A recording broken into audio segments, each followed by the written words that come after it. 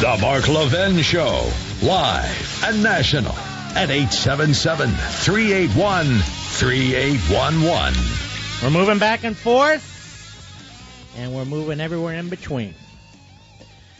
Smartest audience in broadcasting. I know you can keep up. In fact, I know you've been waiting, as have I.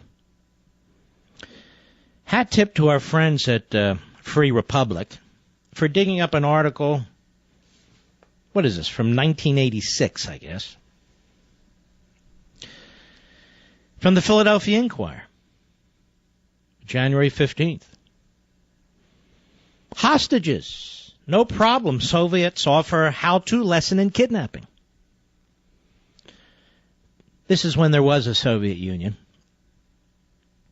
Are you among those frustrated Americans who have wondered how the Soviet Union's only hostage crisis in Lebanon was resolved in just a month, while the plight of the 6 U.S. hostages held there continues to drag on without any break in sight? Well, according to the Jerusalem Post, the Soviets turned the trick by foregoing diplomacy in favor of a brutally more direct approach to the problem. Simply put, they presented the kidnappers with chilling proof that terror can cut both ways, literally. The crisis began last September 30, you might recall, remember 86, when 4 attachés from the Soviet embassy were kidnapped in Beirut by Muslim extremists. Western news agencies received individual photos of the 4 men that same night, each with an automatic pistol pressed against his head.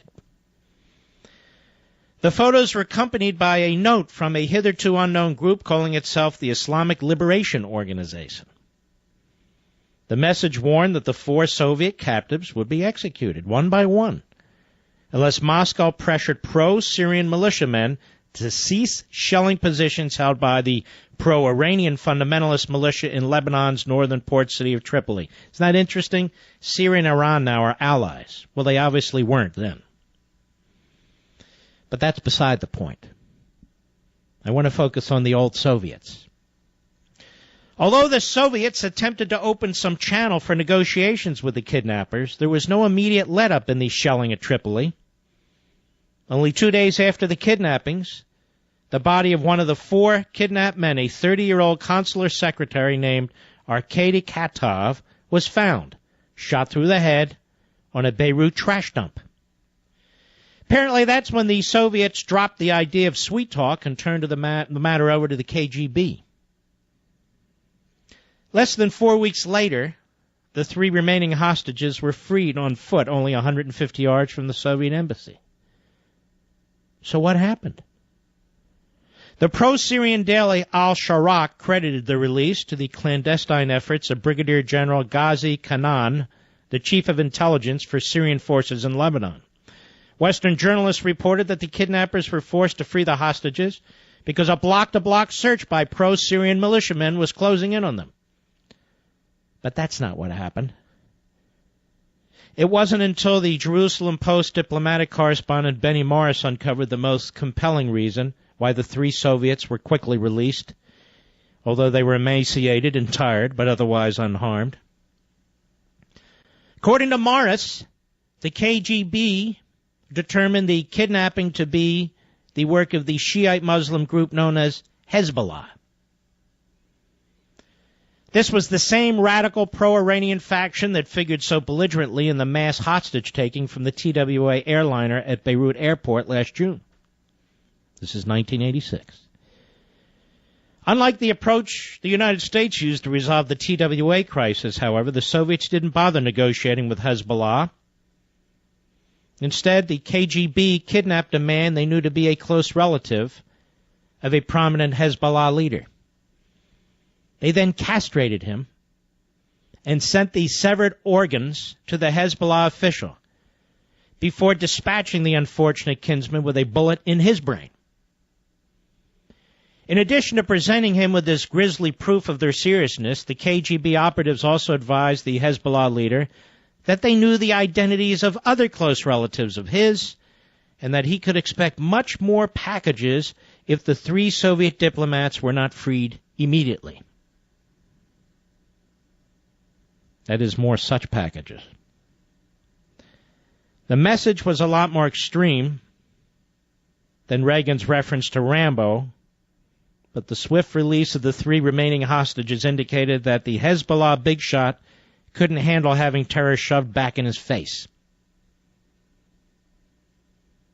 This is the way the Soviets operate. They do things, they don't talk.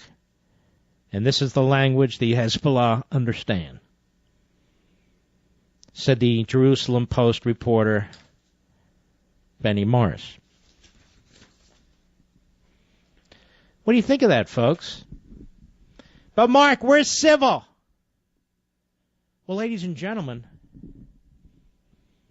we won't even do waterboarding anymore. Doesn't involve a knife, doesn't involve a paper cutter, doesn't involve scissors, doesn't involve electricity, doesn't involve wires, doesn't involve slapping around, slitting throats, none of that stuff. It was developed as a precise, humane, and effective means of getting information from recalcitrant, not prisoners of war, terrorists who are not prisoners of war. They're terrorists. This is how you win wars against terrorism. I've been talking now for months about this ISIS, ISIL, Schmigegel, whatever they're called, the subhuman barbarians. I've been talking about bombing them and bombing them and bombing them. At first I was attacked and told, well, we can't do that. We don't know with precision where they are. Oh, okay, right, sure. With drones and satellites and other forms of on-the-ground intel, we don't know anything. Meanwhile, I see the Israelis today or yesterday found 3 top Hamas guys and took them out. So we can't do it, but they can. Is that it now?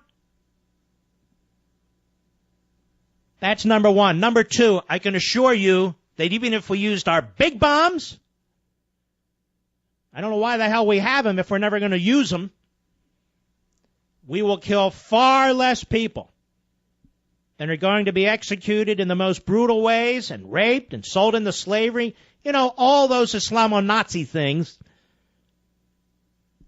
than the Islamo-Nazis. And I would like to tell Barack Obama something, who likes to project his personal life onto matters. And I would like to tell Eric Holder something, who was blabbing on about his daughters the other day.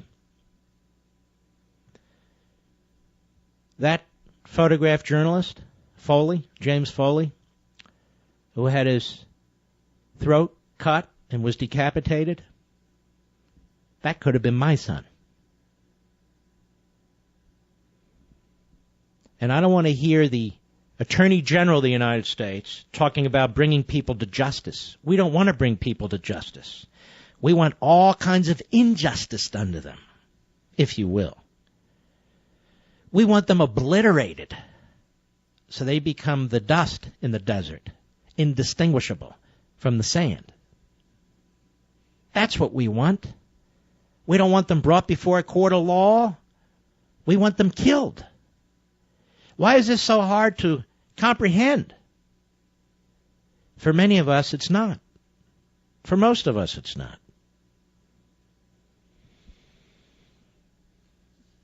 Over at the so-called State Department, which is headed by mashed potato face John F. Kerry, one of the greatest secretaries of state ever, who followed one of the greatest secretaries of state ever, Hillary Rodham Clinton, the spokesidiot Marie Harf was there, and one of our favorite reporters, AP's Mike Lee, was there. Listen to this. Cut 6. Go. If you don't have evidence that governments, or what does this president mean when he says from governments and peoples across the Middle East? So we all need to work together to fight. You're reading something into that statement that I don't think is actually there. He was saying that we need, I'm reading into this that you're actually going to do something. Are you saying? I mean, to do something to get countries that you don't believe to help? No, you're just linking that to the financing piece. What the president was referring to, and I have it right in front of me here as well, is that all of the countries need to come together to fight ISIL in any way we can. you're linking it to a specific piece and reading into it an accusation in it that I don't actually think is there. It was a broad statement about the fact that this isn't a U.S. fight against ISIL. This is a fight that every country should feel. Hey, idiot! That was an American who was decapitated, you moron. You know what you sound like? Paper-pushing fool. This isn't some political campaign. Somebody lost their son. America lost a son. That's an act of war, damn it. That British Islamo-Nazi puke cutting somebody's head off, defenseless, with his hands tied behind his back. Do these things not move us anymore, America? Do they not move us anymore? Or do we just blow this off? Oh, what the hell? He shouldn't have been there. Oh, what the hell? He said stupid things. Oh, what the hell? What the hell? Cut 7. Go. I think ISIL wants to make this about the United States and our actions. And I think what the president was trying to say is that this is not about the United States and what we do. This is about countries in the region coming together. Stop. Yes, it is, you idiot. They're at war with us. And our pathetic president's playing golf. He's playing golf again today. He's hooked on golf like drug addicts are hooked on drugs. He used to do pot. He used to do coke. Now he does golf. Unbelievable. And these pictures are sent all over the world. Every hellhole where these cockroaches live and function and rape and destroy, they see it. They see him laughing 5 minutes after he gives that pathetic commentary on the golf course. And he's supposed to represent us. He pretends he's Lincoln. Lincoln! What the hell do you think Lincoln would do under these circumstances? Think he'd tolerate it? Thinks he's FDR. You think FDR would tolerate this? He's a nobody when the history books are written. This isn't about firsts. The presidency doesn't exist for him. The presidency exists for us. When a fellow American is so horribly abused, and the other captors there said they used to beat the hell out of him because he was an American and his brother was in the Air Force. This poor guy and this family, to have your son decapitated when you want to reach into that television screen and put your hand around that piece of crap's neck who's doing it to him and squeeze the friggin' life out of him, and we can't reach him? Bullcrap. And the Brits, to their credit, they think they know who he is. And when they know who he is, our pathetic president should put a $25 million bond on his head. Because cockroaches have been known to turn on cockroaches. Because that's what they do.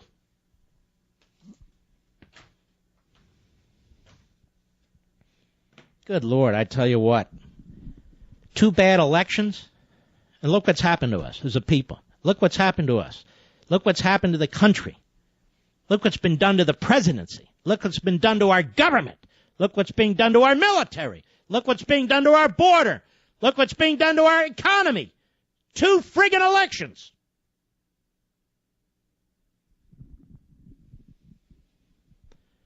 All right, I'll be right back.